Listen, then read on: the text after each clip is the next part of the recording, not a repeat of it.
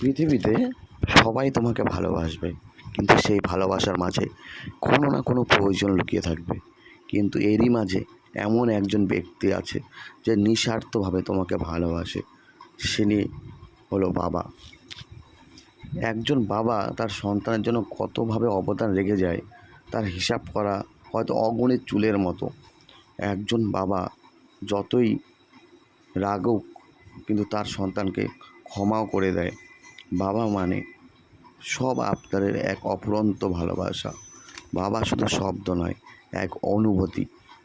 যার বাবা নেই তারাই বোঝে এই অনুভূতিটা কতটা বেদনাদায়ক।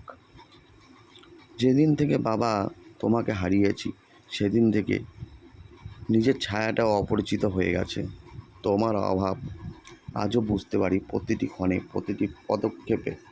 সত্যি বলতে বাবা যার নেই সেই কষ্টটা একমাত্র তারাই বোঝে যে বাবা শব্দটার মানেটা কতটা তার জীবনে প্রভাব পড়ে।